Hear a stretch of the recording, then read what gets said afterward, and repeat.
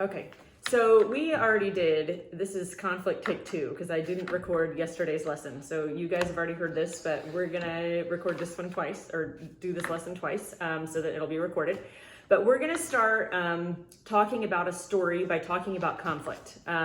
So conflict, as probably everyone knows, is things that are not in agreement. So conflict, though, when I'm talking about a story, it always requires a choice. So it's things that are opposed and some kind of choice must be involved. So my first book that I ever wrote was terrible. And the reason it was terrible is that it was just a sequence of events happening. It's not a book that got published. It was just a book that I wrote and I thought it was fabulous. And I was talking to agents at a conference in New York, and one of the agents turned to me and said, who's the bad guy? And I said, oh, well, there isn't really a bad guy per se. And she's like, okay, if there isn't a bad guy, where's the conflict? And I looked at her kind of blankly, like, the what? And I hadn't really been taught that you don't have a story unless there's conflict. So that's what we're going to start with. You can't really have a compelling sequence of events. It ends up sounding like, a recap of your day. Well, I woke up and I had some cereal, and then I walked outside, and then I came back inside, and then I got dressed. And then after that, I brushed my teeth, and then I went to the office, and then I started working. And when I was done, for a little while, I took a break. It's boring. No one wants to hear about that. Everybody has a sequence of events that happen during their day, and it's not noteworthy. So what you find out is that humans have always loved stories. Why have humans loved stories? Do you know? Because they have conflict and it's just entertaining. So humans love stories at a baseline down below because they learn from them. So when you're a kid, and I have had 5, and when I would tell my kids, don't touch that, it's hot, they would look at me like, what do you know? So I can pick on my oldest because he's not here right now. He's gone this week. And he was the king of this concept. If I told him not to do something until he had learned for himself, he was like, whatever. He just did it anyway. So we were visiting my in-laws, which is my husband's parents, his grandparents, and I don't really use a curling iron much, and my mother-in-law had a curling iron sitting on like a little end table. And I looked at it and I pointed at it and I said, do not touch that, it's really hot. And he looked at me and said, okay, and he was 4. And a few minutes later, I heard screaming coming from that room. And sure enough, he had walked right up and grabbed the curling iron I had told him not to grab. And the reason he did that is that he didn't believe my words. He needed to figure it out himself. As humans, we are okay with being told stuff, but we really would rather learn it. When we hear a story, it registers in our brain as though we're learning that thing ourselves.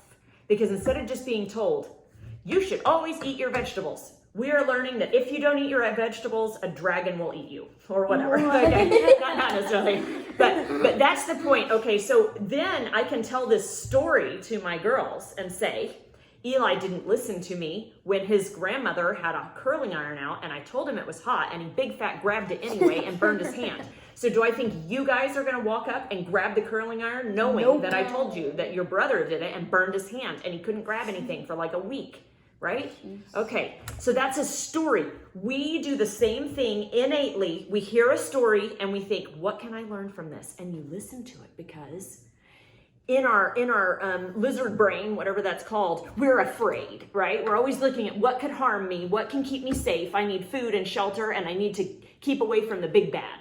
And when we read stories, we're reading stories about the big bad, what dangerous things are out there. Plague, famine, monsters, bad guys, villains, criminals. Okay, kids play. Curling irons. Curling irons. Kids play cowboys and Indians when they're little kids, and they play these games where there's a bad guy. Someone's always the bad guy, okay? That is how we are learning what things are dangerous and how to stay away from them. So stories, to have someone be interested, always have some kind of conflict. It's something that can be dangerous or scary, and we have to learn how to deal with that. And it always requires a choice. So it doesn't necessarily always have a bad guy, but something is causing there to be conflict in the story. So what I asked you guys to do yesterday, so the first assignment is going to be, I'm going to give you 10 topics, and then you're going to take those topics and you're going to make that topic have conflict. So to give you an example, if the topic I assigned was a shoe, you could then take a shoe, which is just a concept, like it's a shoe, it's a thing. And then you're going to take that as your writing prompt or your topic, and you're going to give it conflict. So you could say, I am a runner, and the topic is shoe, and then you could write the line, John is a runner and wants to compete in the fancy pants race 2020, but to win, he believes he needs Nike Air Supremes, and they cost $100. But the entry fee for the race to Fancy Pants Runner Race 2020 or whatever it was called is $100, and he only has $100. So does he want to enter the race, or does he want to buy the shoes he thinks he needs to win the race? He has a choice he has to make, and he can't do both. He has to pick, do I want to win the race by getting the shoes, or do I want to enter the race by having the entry fee? And that's the conflict. So obviously, he has to then make a decision. Do I sit this race out because I can't afford to win? Or do I go ahead and enter the race knowing that I won't have the shoes and I'll surely lose? Or what do I do, right?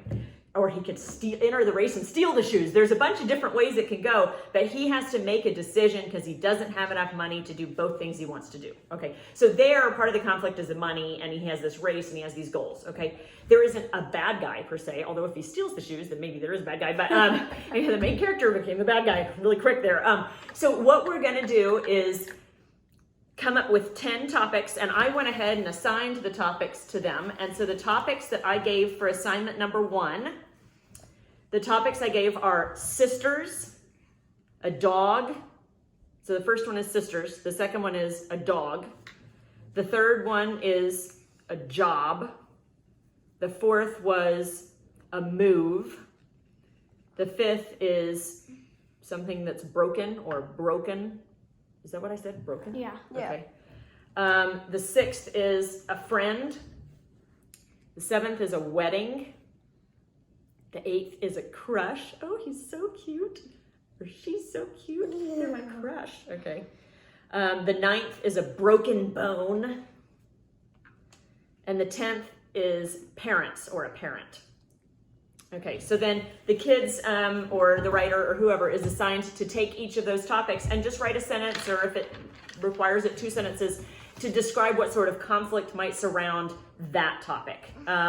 And then I also gave, so we're going to be doing writing and reading together. They're going to dovetail, and each of the kids, my kids, picked a book that's going to be their book for the week, and they have to do a 1-page report at the end of the week. And so that report, and I didn't tell them this, so you guys might want to make note of this.